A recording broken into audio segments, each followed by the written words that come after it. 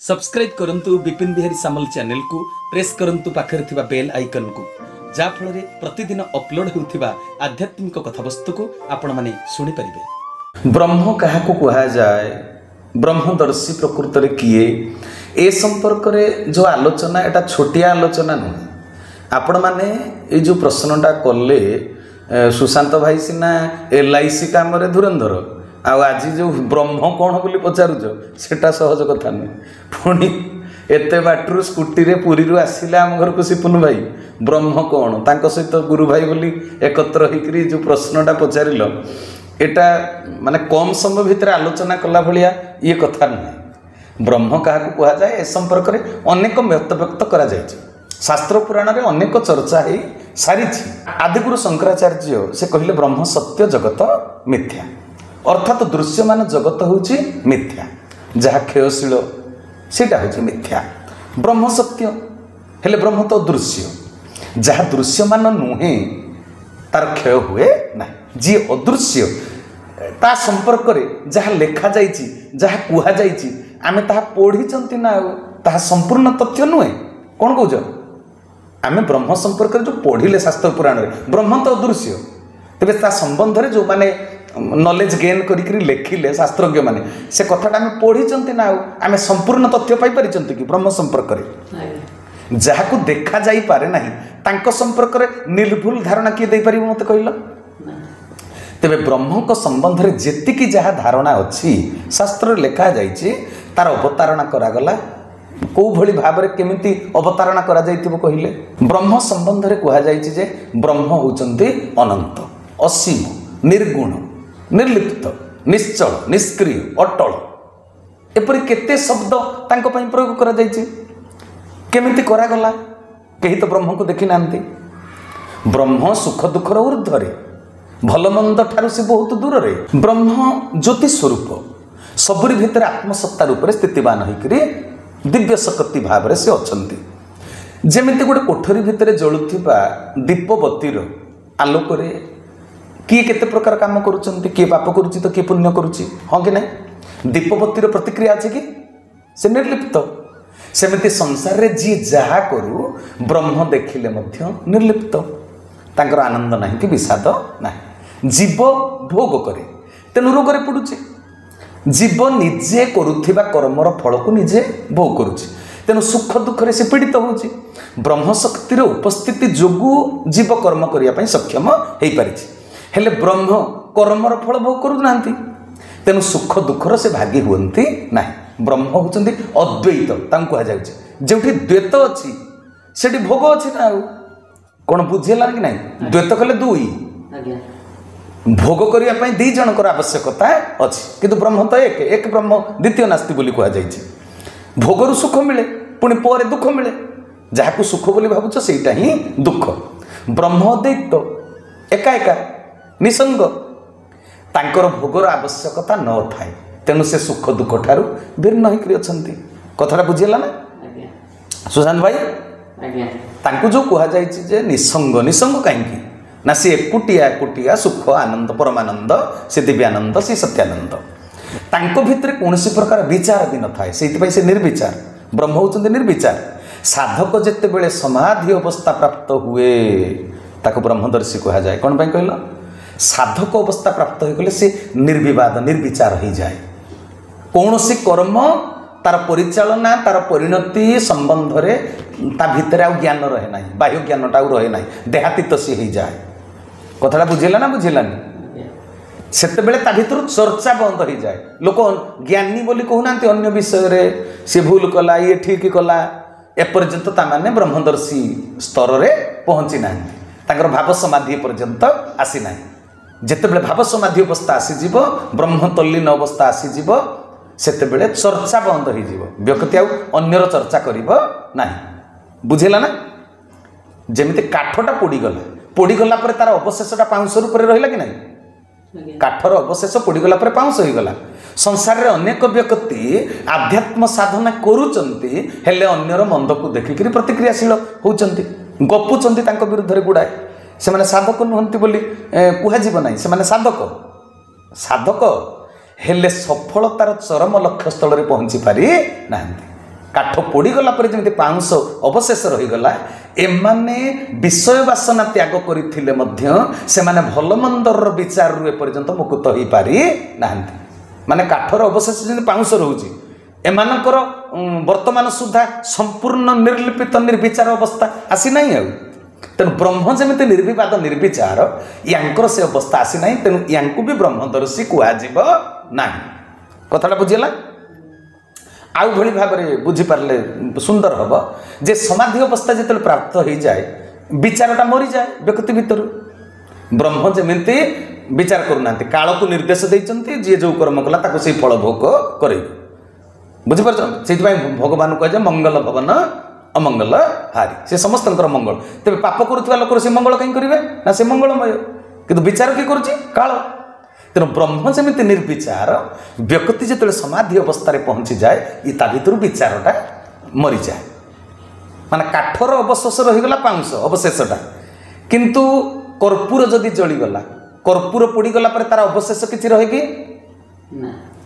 कर्पूर अवशेष किसी रही ना तेणु पिंड भितर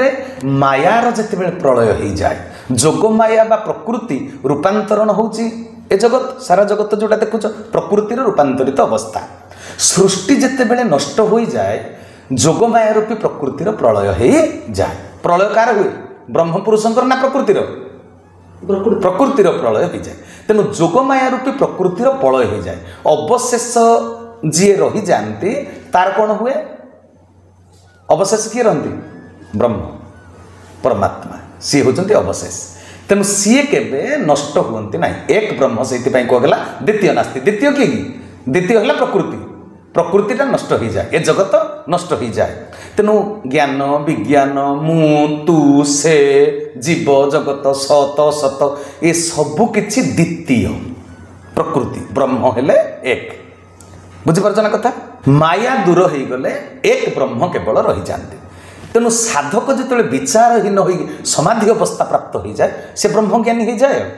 बुझेगा सुशांत भाई जोटा पचार ब्रह्म ज्ञानी क्या कहुए ब्रह्म क्या कहुए ब्रह्म होती निर्विचार निर्विवाद तत्व जिते साधक साधना करी निर्विचार हो जाए ता भितर माया मरी जाए माया संपूर्ण दूर हो जाए साधकर बाधक हूँ माया से कटि जाए सी तो चर्चाहीन हो जाए निर्विचार हो जाए से व्यक्ति कि ब्रह्मज्ञानी कहुए ब्रह्मदर्शी कहुए तेणु जगत ताकू से ब्रह्ममय देखा जाए नई सागर रे एकाकार हो जाए साधक आउ तार परिचय निजस्व खोजे ना आजिकल देखिए तो मत जड़े फोन रे कहते मोर अच्छी परिचयटा कौतरे ना कौन से वाल्मीकि कल्प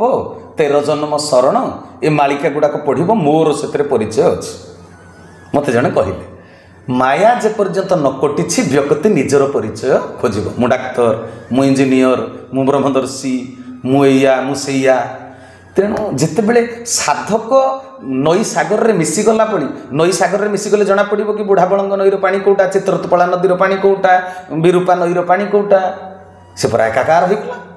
बिंदु जिते सिंधु रे मिसीगला सेठी गोटे बड़ परिचय वहन कला एटा कहीं बुझी पारंतनी बिंदु सिंधुर रूप धारण कला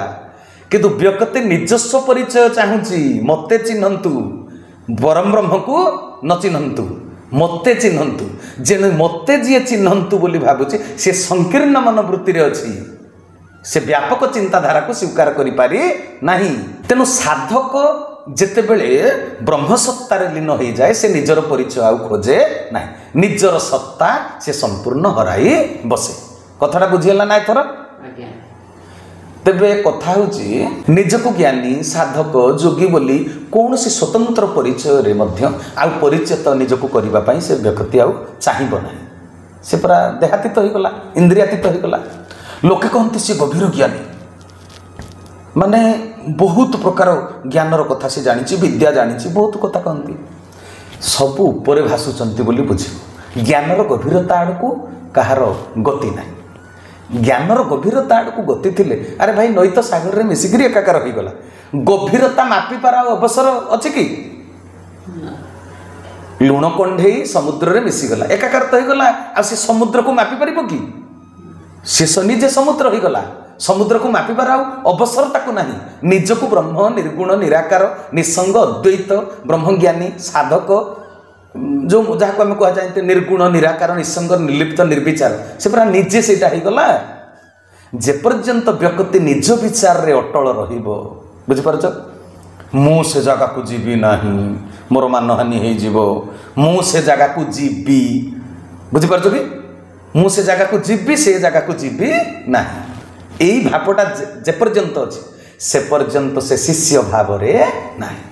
ता भीतर शिष्य भाव आसी नहीं गुरु को ब्रह्म बोली से चिन्हि पारि नहीं निज विचार को से विनाश करि पारि नहीं निज को निज भितर जिद को मध्य से त्याग करि पारि नहीं कथाटा बुझी पारछ ना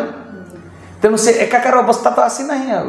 आज्ञा पालन पाई चाहिए निजे ब्रह्म ज्ञान हासिल करि पारिबो आज्ञा पालन करि चलिले दिने ब्रह्म ज्ञान हासिल करि पारिबो निश्चय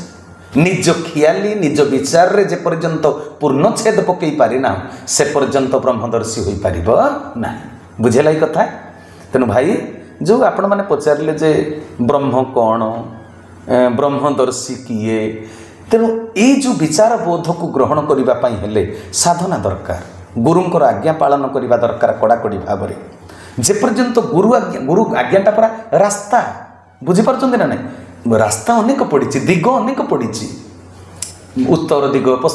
पूर्व दिग पश्चिम दक्षिण अर्ध ऊर्ध नैऋत अग्निकोण एमती बहुत तो दिग अच्छे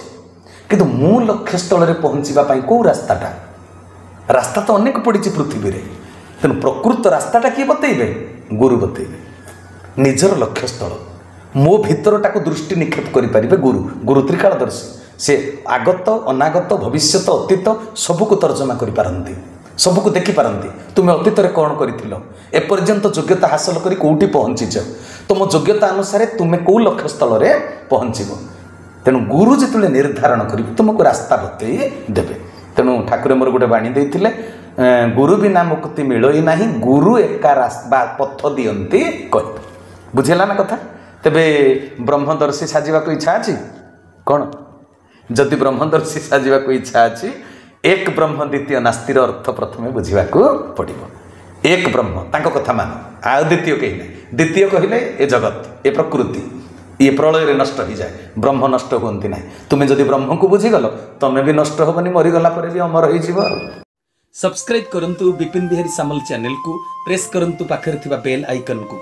जा फल प्रतिदिन अपलोड होउथिबा आध्यात्मिक कथावस्तु को आपण माने सुनि परिबे।